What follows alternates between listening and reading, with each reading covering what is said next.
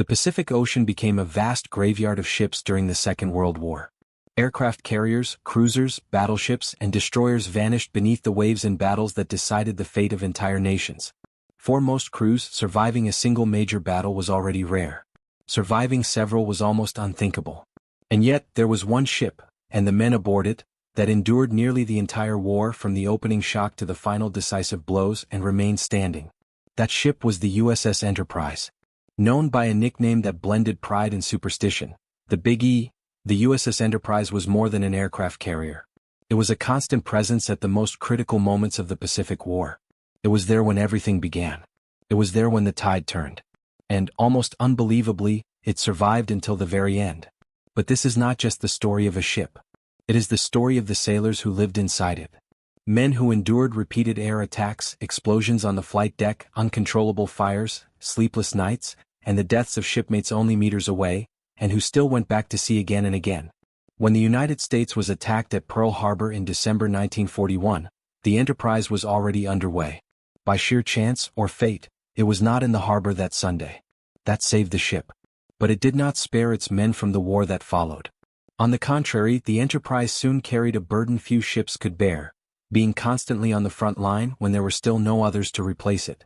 Throughout the war, the USS Enterprise took part in more major battles than any other American ship in the Pacific. It was attacked repeatedly. It suffered severe damage. It lost pilots, mechanics, gunners, officers, and ordinary sailors. On several occasions it seemed doomed. In some moments it quite literally escaped destruction by minutes. And yet it continued. For the men aboard, this continuous survival created an almost mystical bond with the ship. The Enterprise came to be seen not merely as steel and machinery, but as something alive, a place that protected its crew even as everything around them collapsed. At the same time, each new mission carried the fear that luck could not last forever. Unlike many other carriers whose crews were scattered after sinkings or long repairs, the sailors of the Enterprise lived the war as an almost unbroken chain of combat, tension, and rebuilding. They did not simply fight in historic battles, they lived through the transformation of naval warfare itself, from the shock of the opening blows to the complete air supremacy of the United States. This account follows that journey from the beginning. We will explore how the Enterprise was conceived, who the men aboard her were, why she became so vital in the earliest months of the conflict, and how her sailors learned to survive in an environment where death was routine. We will talk about fear, endurance, extreme exhaustion, and above all, continuity. Because surviving everything does not mean emerging unscarred. It means carrying invisible wounds, difficult memories, and the constant awareness that each new day at sea could be the last. This is the story of the sailors of the USS Enterprise. The men who watched the Pacific burn, and remained aboard as the world around them changed. And it all begins in the days immediately before the attack that thrust the United States into war. In the days leading up to December 7, 1941, the USS Enterprise was moving across the Pacific on what appeared to be a routine mission. The carrier had just delivered Marine Corps aircraft to Wake Island, a small strategic outpost lost in the vast ocean. At that moment of rising tension, such missions were common. Reinforce forward positions, project presence, keep Japan under observation. Aboard the ship, life had not yet taken on the full weight of open war. There was concern, yes, but also a lingering belief that if conflict came, it would begin far from Hawaii. Sailors worked long shifts, endured the relentless heat of the flight deck and learned, through experience, how to operate one of the most complex machines ever sent to sea. The Enterprise was fast, modern, and demanding. Serving on her meant living in a constant state of readiness. In the early hours of December 7th, the ship began its return to Pearl Harbor.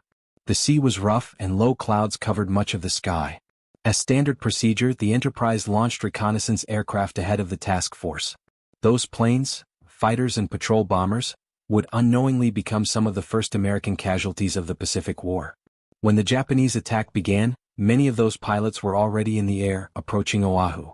What they encountered was a scene no training had prepared them for. Smoke rising from the harbor, explosions tearing across the shoreline, ships being hit one after another. Some were shot down by Japanese fighters.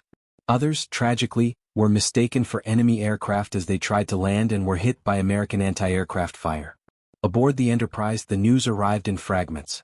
Confused reports. Urgent messages. A gradual, chilling realization that Pearl Harbor was under real attack. The ship immediately went to full battle alert. Anti-aircraft guns were manned. Aircraft were armed. Orders were issued in grim, controlled voices. For the first time, the men of the Enterprise understood that they were no longer on a preventive mission. They were at war. The carrier did not enter the harbor that day. The threat of Japanese submarines was too great. Instead, the Enterprise spent hours patrolling the waters around Hawaii, searching for an enemy fleet that had already vanished. For the sailors, that frustration weighed almost as heavily as fear.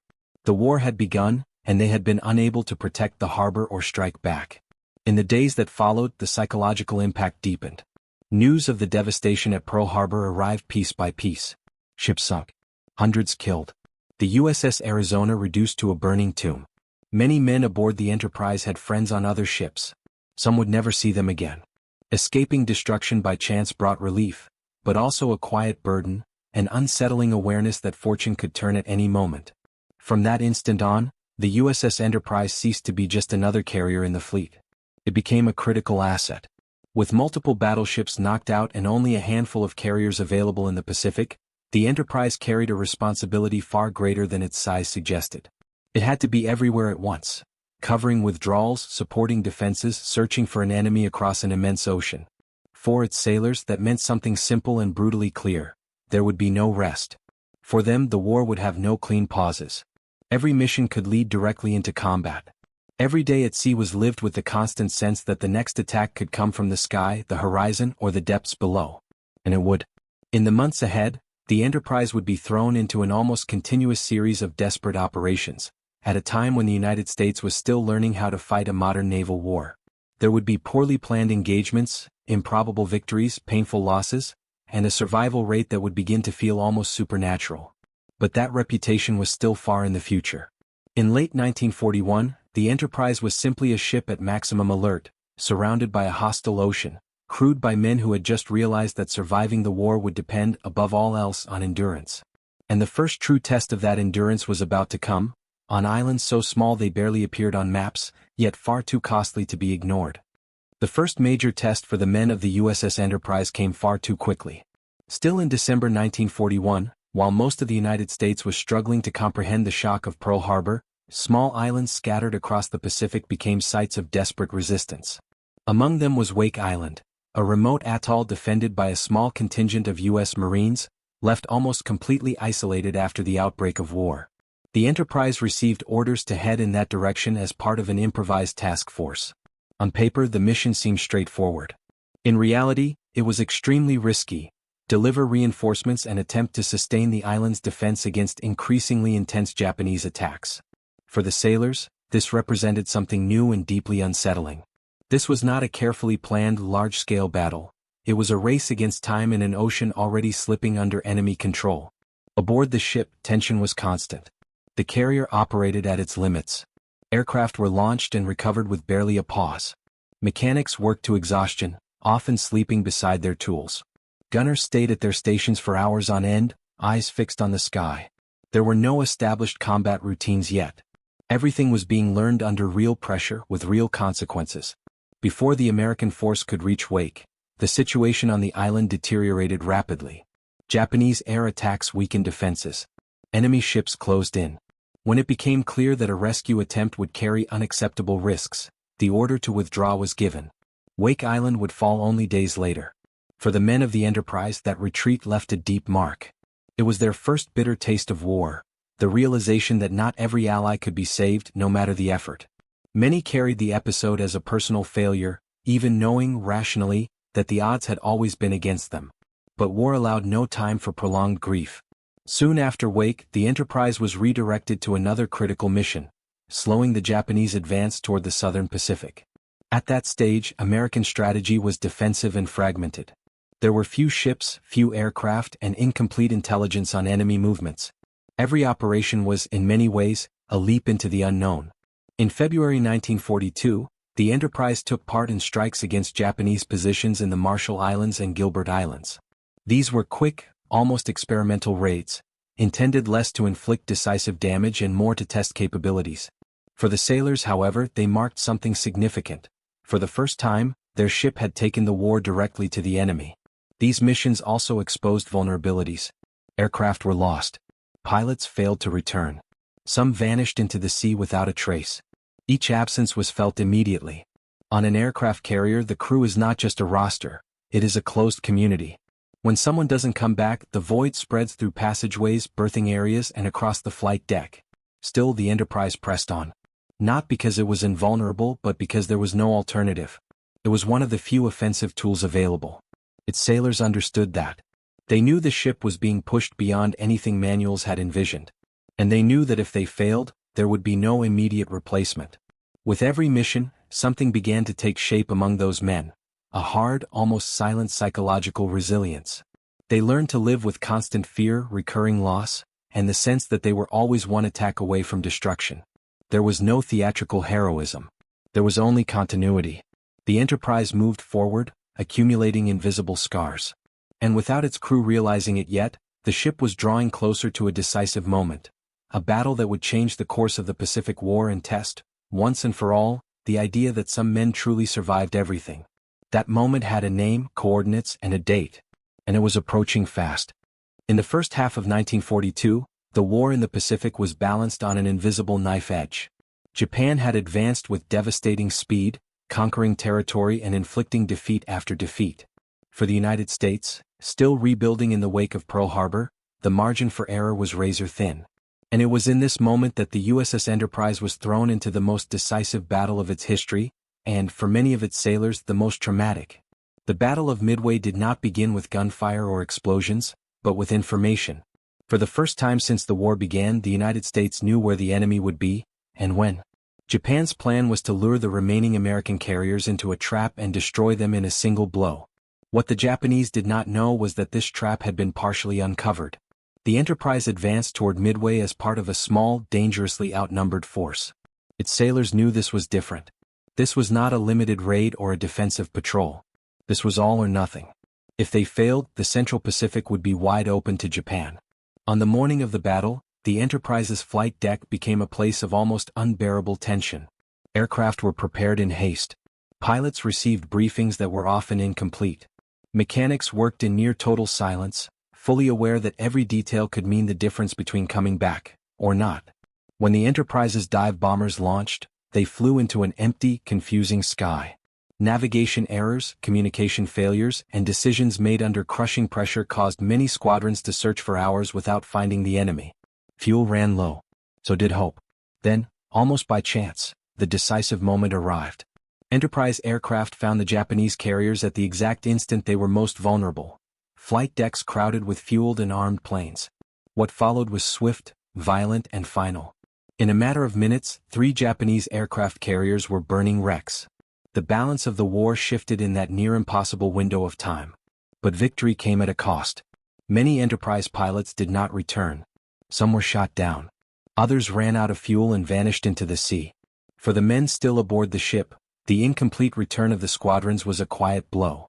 Every aircraft that failed to land meant one less name in the berthing compartments, one voice that would never be heard again.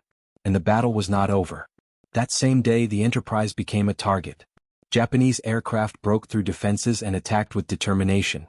Bombs struck the ship. Explosions rocked the hull. Fires erupted on the flight deck. For moments, it seemed the Enterprise might share the fate of so many carriers already lost. The sailors responded however they could. Firefighting at close quarters. Hoses, extinguishers, burned hands, choking smoke. There was no cinematic heroism, only raw, repetitive, desperate effort. The ship survived not by luck alone, but because its crew refused to let it die. When the Battle of Midway ended, the USS Enterprise was still afloat, damaged, exhausted, but operational. To its sailors, it did not feel like a glorious victory. It felt like survival. Once again, Midway marked the turning point of the war. For Japan, it was an irreparable loss. For the United States, the beginning of a long, bloody counteroffensive.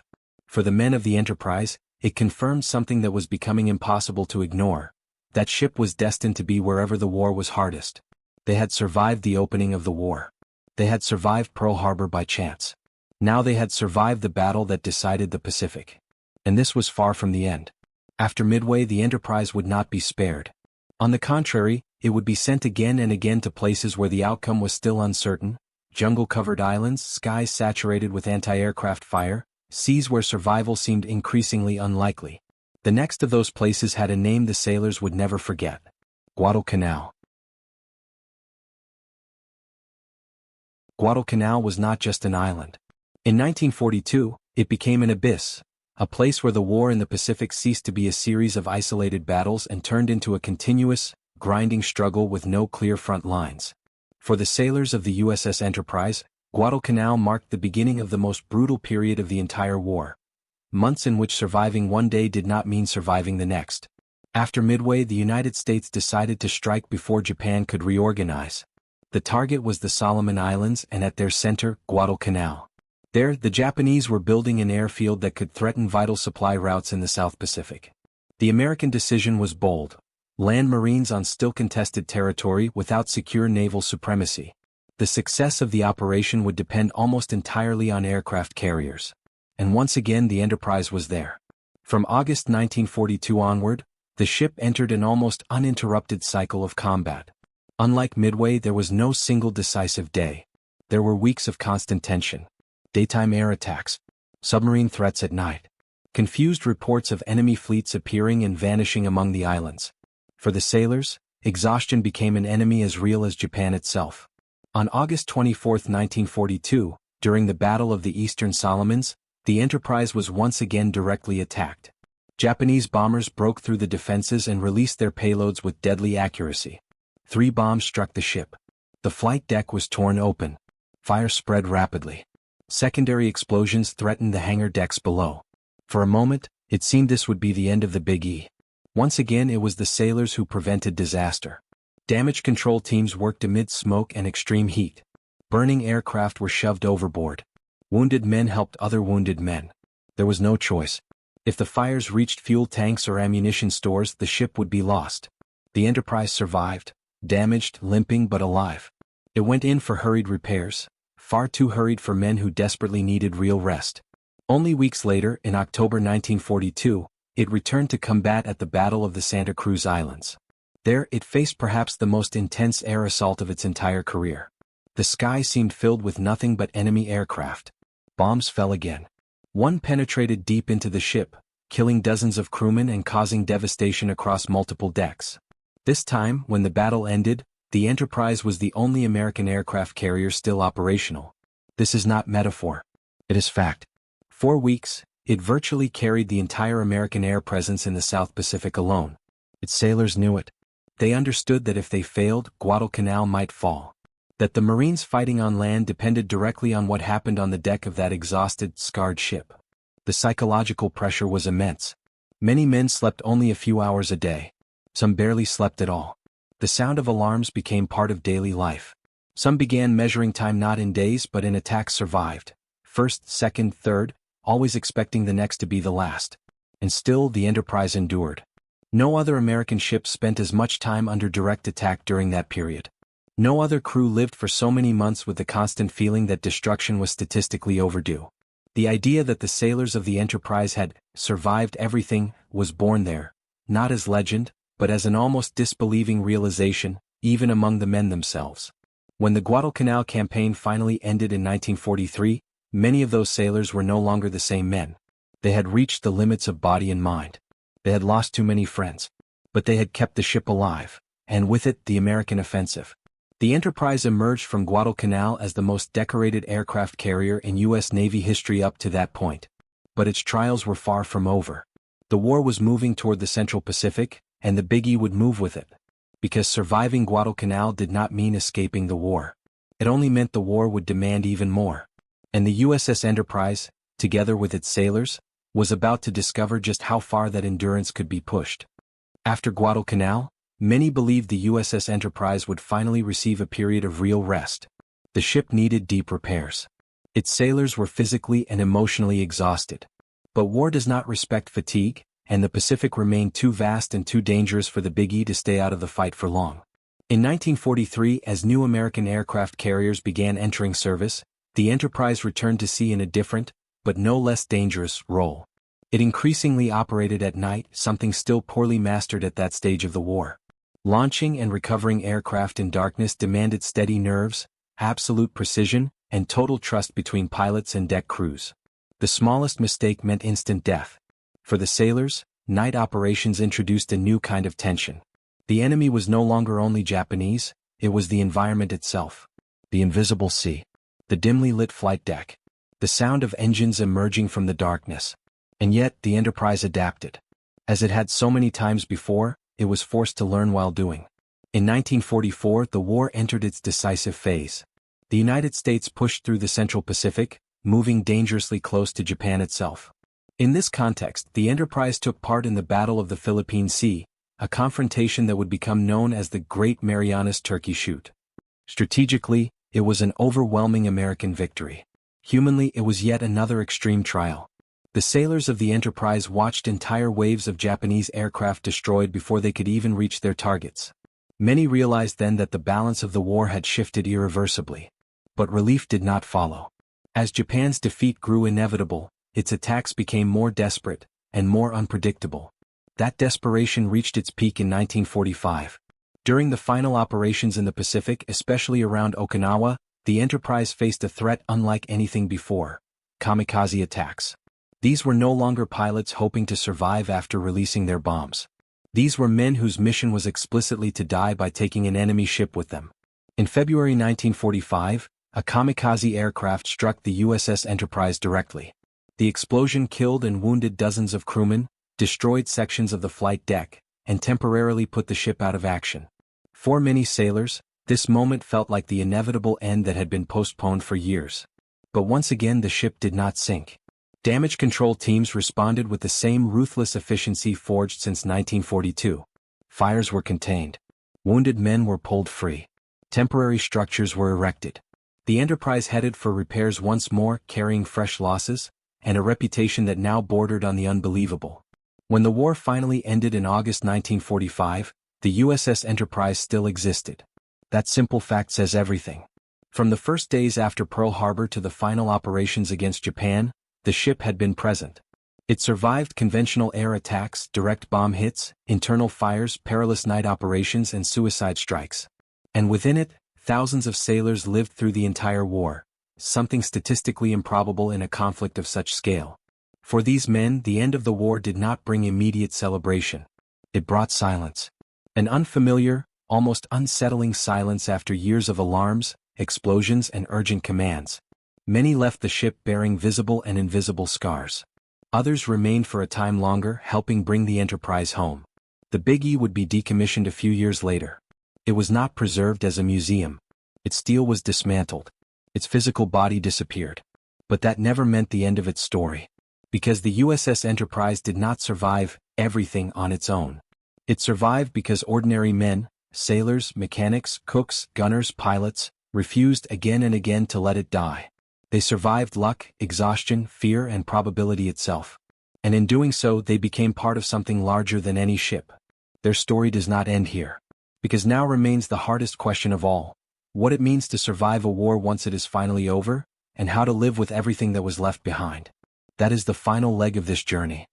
As the years passed, something curious happened to the sailors of the USS Enterprise. As time moved on and the war receded into history, the story of the ship did not grow more distant. It grew heavier. Because when life slows down, memories gain space. Many of these men built families, careers, and lives that looked ordinary from the outside. They worked in factories, offices, ports, farms. To most people, they were just veterans among millions. But inside them, the Big E had never left the deck. The sound of engines, the smell of aviation fuel, the suffocating heat of the hangar decks, the blunt shock of explosions, all of it remained vivid, often clearer than events that had happened only days before. At veterans' reunions, a familiar pattern emerged. The first minutes were filled with small talk: health, children, grandchildren.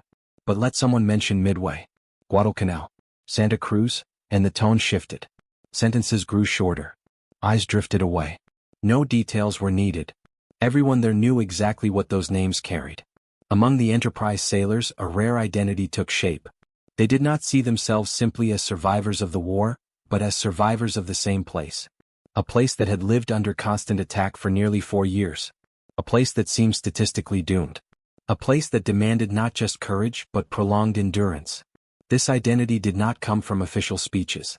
It came from the shared experience of living perpetually at the edge. Many spoke of the strange feeling that the ship had held them up, when everything suggested it should have sunk. Not as childish superstition, but as a human attempt to explain the improbable. The USS Enterprise earned a reputation as a lucky ship. But among its sailors the word most often used was not luck, it was work. Endless work. Discipline maintained under extreme stress. Damage control teams that knew exactly what to do without having to think.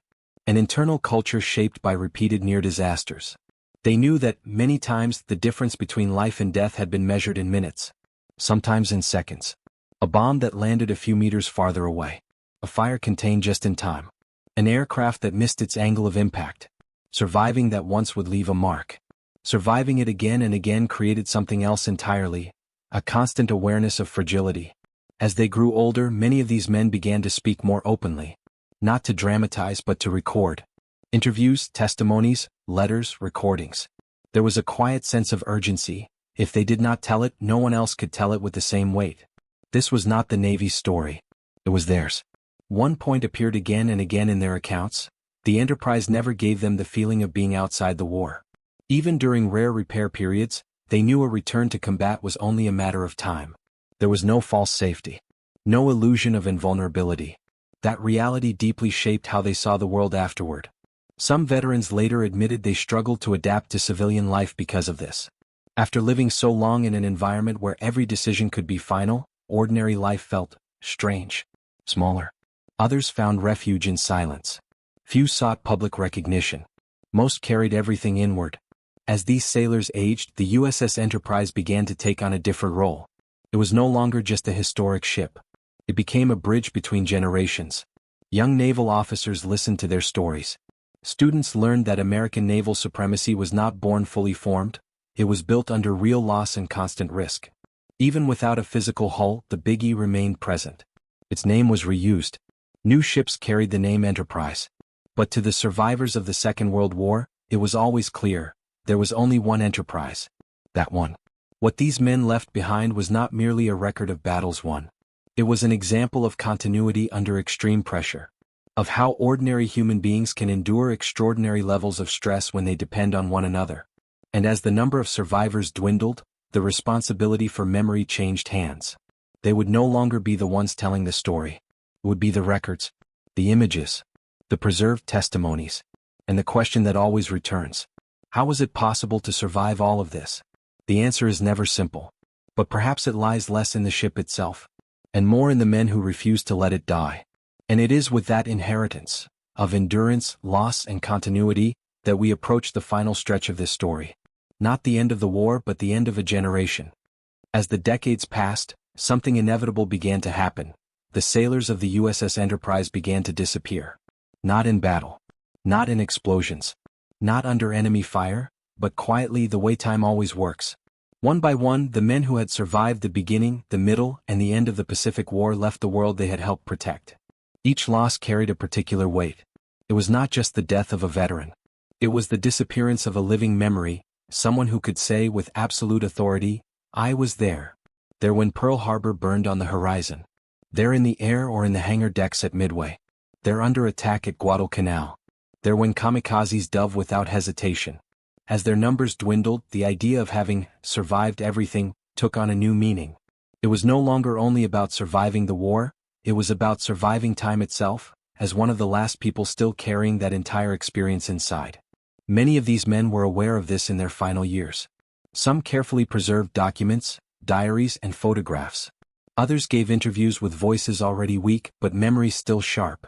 They did not speak out of vanity. They spoke because they understood that without human testimony, history risks becoming cold, distant, abstract. They knew the USS Enterprise no longer existed as a physical ship. They knew younger generations recognized the name, but not the full weight of what it had meant. That is why when they spoke they insisted on details that might seem small.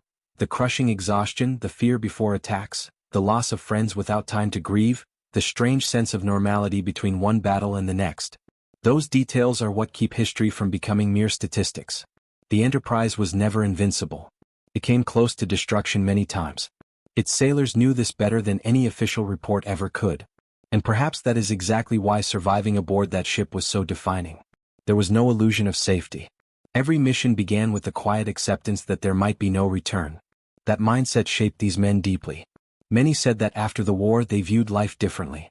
Small problems felt smaller. Time took on a different value. Some became intensely private. Others grew deeply attached to family. The war did not define them publicly, but it stayed with them internally to the very end.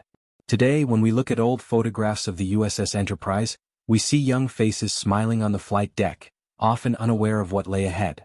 We now know that some of those men would survive nearly 4 years of continuous combat.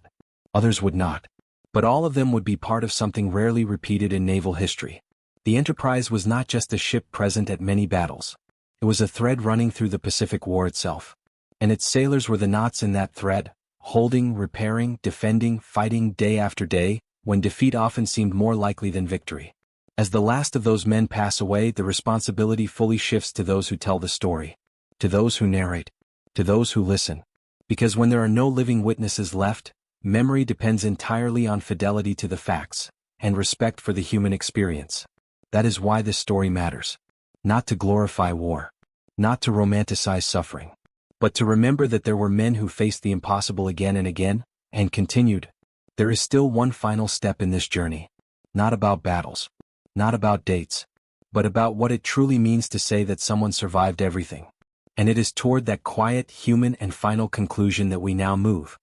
To say that the sailors of the USS Enterprise survived everything may sound at first like a phrase too strong, almost exaggerated. But when you look at the full trajectory of that ship from the first day of the war to its final moments, the phrase stops being rhetorical and becomes almost literal. They survived when the war began without warning. They survived when the Navy was still learning, often through painful mistakes, how to fight in the Pacific. They survived when they were few, when they were exhausted, when there were no replacements. They survived battles that destroyed entire ships. They survived fires, explosions, suicide attacks, and a constant psychological pressure that rarely appears in official reports. But surviving does not mean emerging unscathed. Many of those men carried the war with them for the rest of their lives. Not as heroic stories told with grandeur, but as recurring images, sounds that returned at night, names that never faded. To survive everything meant learning to live with accumulated loss, with the awareness that their own lives had been spared while so many others ended just meters away. The USS Enterprise became a symbol precisely because it was not perfect. Because it did not win without cost. Because it stood on the edge of destruction countless times. Its historical value lies not only in the battles it helped win, but in the fact that it kept sailing when probability said it should not. And that was only possible because of the men aboard it. Men who did not know they were making history. Who did not believe they were living something legendary. Who simply woke up, followed orders, did the work that had to be done, and hoped to reach the next day. When the war ended, the world moved on. The ship was dismantled. Fleets changed. Technology advanced. But the Enterprise left behind something that could not be dismantled. An extreme example of collective endurance. Today few of those sailors remain. Soon none will. And when the last of them is gone, the story of the USS Enterprise will depend entirely on those who listen, and those who pass it on. It will depend on the care taken not to simplify, not to exaggerate, not to erase the human dimension behind dates and numbers. Because in the end, the USS Enterprise is not just a chapter in naval history. It is a reminder. A reminder that wars are not won by steel and strategy alone. They are sustained by ordinary people who continue when stopping would make more sense. Who survive not because they are invincible but because they endure together.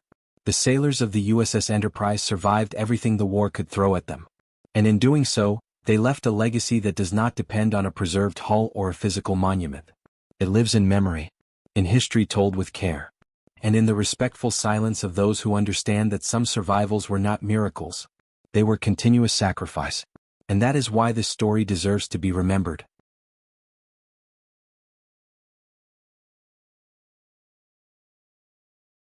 In the end, the story of the sailors of the USS Enterprise does not ask for applause. It asks for silence.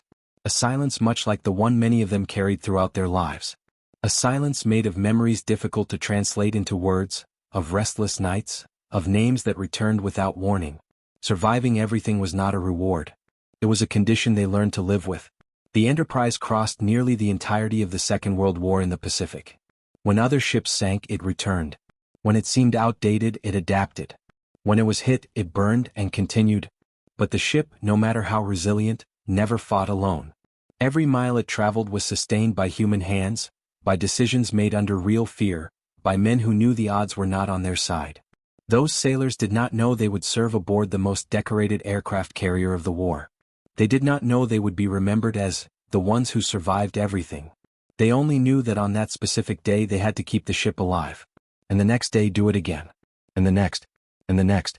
When the USS Enterprise was dismantled, many felt that something had been definitively brought to an end. But the truth is, the ship had been dismantling for years, piece by piece. Every time a shipmate did not return from a mission, every time a berthing space grew emptier, every time a new scar appeared on the hull. The steel disappeared. The men grew old. The war ended. But the meaning remained. The USS Enterprise represents something rare in military history: continuity under extreme pressure. It was the thread that ran through the initial chaos, the turning point, and the final victory. And its sailors were the fabric that kept that thread intact, even when everything suggested it should break. Today, when we speak of them, we do not speak of invincibility. We speak of endurance. We speak of ordinary people placed in circumstances that demanded everything, and often more than everything.